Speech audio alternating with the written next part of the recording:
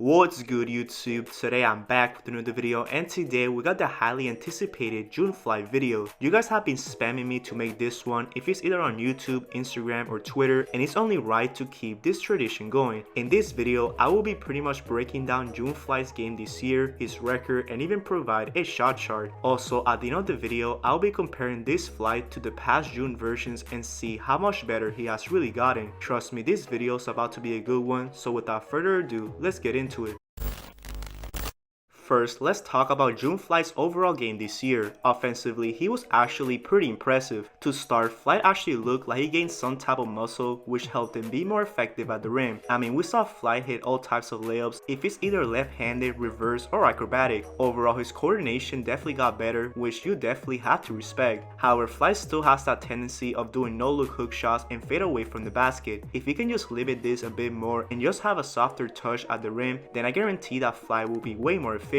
It's really all about angles and controlling yourself when it comes to driving, and with Flight's height of 6'3", I expect him to improve that. Now with his jump shot, it also improved to an extent. I mean, when he wasn't rushed and had the right follow through, his shots were going in for the most part. That's really how he pulled the upset of the year against Kenny, which I still can't believe until this day. Anyways, with Flight's improved mechanics, he was able to create a little hot zone at the right wing and develop a nice one-leg fadeaway. However, there were also times throughout June where Flight just honestly threw shit up at the rim. His handles were a big reason for that, as he was way too predictable at times. His counter moves were pretty basic and it really forced him to take a lot of contested shots. Also, I feel like Flight shot way too many deep threes. I know there were times where he was feeling it, but let's be 100% real, Flight still has a long way to go in order to build consistent range. With that being said, I feel like Flight should have honestly used his mid-range a bit more. I mean, it's a higher percentage shot and you could experiment a lot of different variations with it. Not even that, but this also helps you preserve stamina. This June, he used way too much energy chasing boards, which left him exhausted to play defense. It's really all about taking the right shot and having the proper basketball IQ. If Flight could get better at that, then I guarantee that his winning percentage will skyrocket. And last but not least, Flight has to use his height on defense. There were way too many times this June that he stood around standing still and did not even jump to contest shots. Also, he has to get lower on his defensive stance so he can avoid getting beat off the dribble. If I'm Flight, I would definitely go back to weightlifting and even do some type of vertical program. Trust me, Flight, you're going in the right direction. It's just the little things that will get you to the next level. Anyways, with all this being said, I'm definitely still proud of Flight's progression this June. The hustle, the no giving up mentality, and slowly adjusting to your strengths is something that we all love to see. Don't forget, Flight is still averaging a cool 6 offensive rebounds per game, so yeah, the guy's definitely a hustler.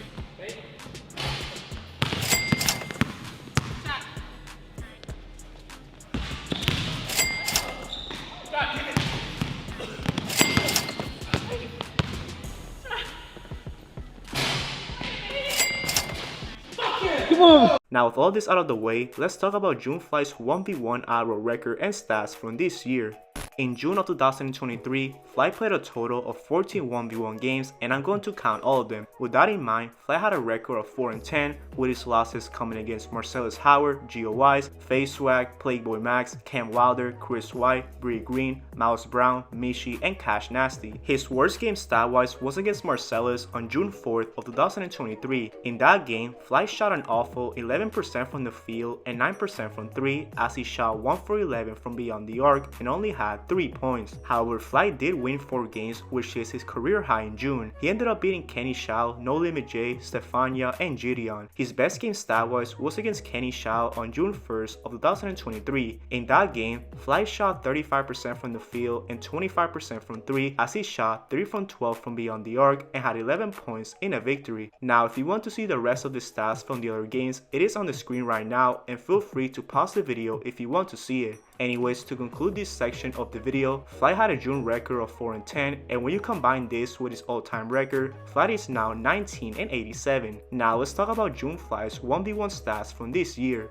In the 14 games that I researched, Flight attempted a total of 313 shots from the field and only made 83 of them, which results in a 27 total field goal percentage. From 3, Flight attempted 163 shots and only made 34 of them, which results in a 21 3-point field goal percentage. Now let's take a look at June Flight's shot chart from 2023. I know there's a lot going on right here, so let me break it down real quick. As you see, Flight took a lot of threes and wasn't too bad in the right wing. He actually made about 9 threes from that spot, So hey, maybe that could be Fly's hot zone if he's consistent with his shot. Also, Fly took a lot of layups inside this right block and was actually really efficient. You can see a lot of greens in that spot, which once again shows that Fly should be driving 90% of the time. And last but not least, Fly actually made a decent amount of his mid-range shots. I know you see a lot of damn red in that 3-point line, but it's not as bad as in the mid-range area. Hopefully Fly can go to that shot way more often and build a foundation over there. Now with that being said, let's compare this June Fly to 2022, 2021, and 2020.